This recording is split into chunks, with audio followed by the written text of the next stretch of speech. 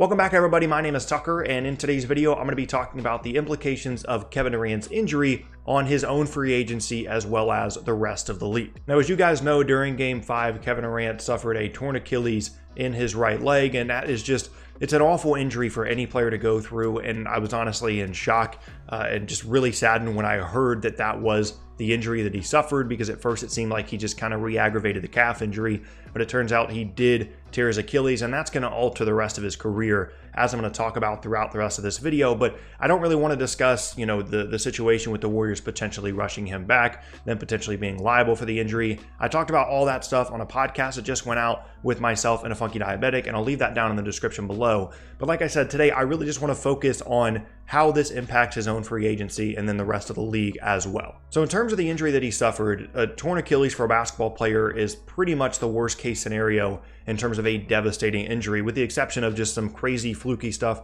that we've seen with Paul George and Gordon Hayward in the past. If we're talking about ligaments and things like that, you've got obviously tearing your ACL. That's a big issue for basketball players, but tearing your Achilles is even worse than that, and it's something that completely alters careers. And typically it takes guys a year and a half to 2 years to start to look anything remotely close to healthy. And you also have to consider the fact that Durant is going to be 31 next season and is a big guy, and typically they don't recover from injuries as well. So this is going to be a huge deal for the rest of his career. And as a result of that, when I'm going through these situations and talking about his free agency, I'm going to operate under the assumption that Durant isn't going to play in the 2019-20 season until at least after the All-Star break, and probably up until the playoffs, if he even plays at all next year. So the first thing to take a look at here in terms of his free agency is the fact that he does have a player option of $31.5 million for next season to return to the Warriors. And up until this point, everybody just kind of assumed that he was going to turn down that option. And honestly, in my opinion, I really just thought he was almost guaranteed to leave and go play somewhere else. He kind of got out of the Golden State situation when he wanted to, and he was probably going to end up in New York, honestly. But now things are completely different, and it's not unlikely that he ends up opting in and taking up that player option and then dealing with his free agency in 2020. And that's his first option here, is to opt in and play with the Warriors next year. And like I said, that gives him a year of safety to just focus 100% on his recovery, and then hopefully go into the summer of 2020 and 2020 free agency at least kind of healthier, at least more healthy than he is right now. The problem is, what happens if he opts into his contract and then he decides to play late in the 2019-20 season or in the playoffs or whenever he decides to come back, and he looks really, really bad? How is that going to affect his free agency in 2020 if he could have just opted out and probably gotten a good deal this summer, as I'm going to talk about later, rather than going into the next season not really knowing how he's going to recover from the injury and then only having that 1 year left on a contract? Because like I said, this isn't a typical injury. It's not like he fractured something in his foot like he's done in the past, or potentially even had a knee issue. An Achilles injury is something that has been particularly difficult for pretty much every athlete to come back from, and he can look at his own teammate in DeMarcus Cousins as a great example of that, unfortunately. And obviously it's a different situation. Cousins is a bigger guy, not as good of an athlete physically as Durant. So there's some other circumstances that, caused the recovery process for Cousins to be a little bit more difficult. But what if that scenario repeats itself with Durant and he comes back and he doesn't look very good at all, and he's risking a lot of money potentially being lost in 2020 by not going into free agency this year? So again, this is a really safe short-term option because it guarantees himself an over $30 million salary for next season. He gets to recover in a place that he's comfortable with, a medical staff that he's comfortable with in Golden State. But in the long term, he could end up losing money depending on how he looks when he recovers and plays in 19 and 20 if he plays at all. Now, option 2 here would be for him obviously to opt out and just go about his free agency the way that he would have if he didn't get hurt. And I don't think it's unrealistic to expect that he could end up still getting a 4-year max contract from a team like New York or like the Nets in free agency, even with this serious injury. And that's just a testament to how good of a player Kevin Durant is, that teams like the Knicks and Nets, it's realistic to think that they could say, hey, we'll give you the year to recover. It's fine. It's still worth it to have even 85% of what Kevin Durant used to be at this point for the last 3 years of the contract, and basically just eat dead money for most of the first year of the deal, because they can probably convince themselves that even if they get that 85% of Kevin Durant, if the rest of their master plan comes together, and that with the Knicks being potentially obviously getting Kyrie, KD, and then Anthony Davis as well, in a similar situation for the Nets, except probably minus Anthony Davis, if their whole plan comes together, they're probably saying, even if we get 85% of Kevin Durant, we're still probably going to be a title competing team. And so for those reasons, like I said, he can probably still get a 4-year max from teams like that just because he's so good. But on the other hand, and it's kind of weird to think about like this because I just kind of assumed that he was going to end up leaving and playing somewhere else,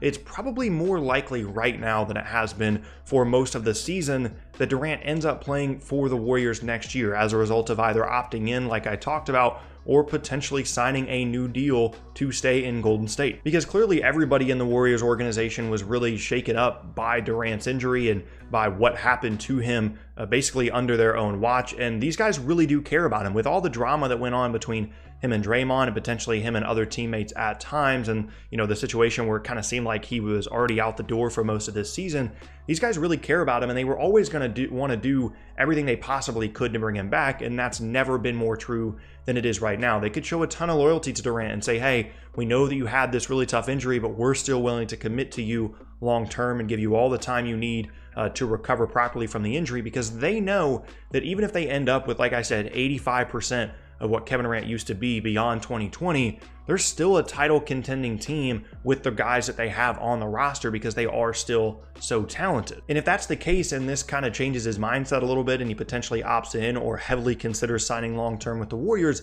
it messes with free agency a ton, because if potentially, Kyrie wants to go to the Nets and Kevin Durant doesn't want to go there and the Knicks aren't able to really bring in anybody else, the Warriors are increasingly looking like a very viable, they were always a viable option, but a very likely option for him, again, probably more so than they have been at any other point in this process. And if that happens and KD stays, and the Raptors are probably going to end up winning the series as well, and then Kawhi ends up staying, that's two huge pieces taken off the free agency market, and things are suddenly much different here for Durant, for the Warriors, for the Knicks, for the Nets, for the rest of the league, for 2019 free agency as a whole, than they were before Game 5. Now, as I said earlier in the video, it's still possible that he opts out, gets a full max with a team like the Knicks, just like apparently he was planning on doing before the injury, but it's also possible that the Knicks, going into the summer thinking they were going to get Kyrie and KD and Zion or potentially Anthony Davis, they don't end up with any of those guys. And then on top of all this, there's no guarantee that Kevin Durant is going to come back from this injury and be remotely close to the same player, end up playing that many more games in general. We've seen this kind of injury end careers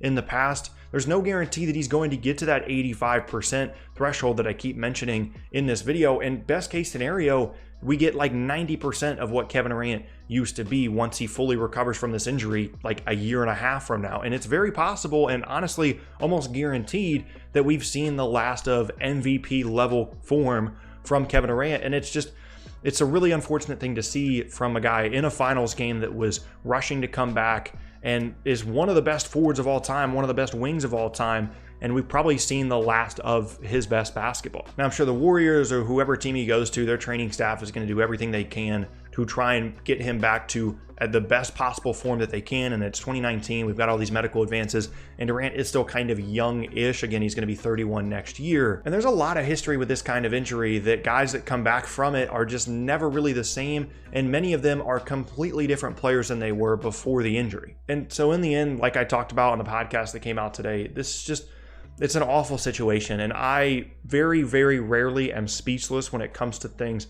in sports, but just the drama of the moment, all the implications of it, everything that went on with him coming back from the injury, the fact that the Warriors did end up winning the game,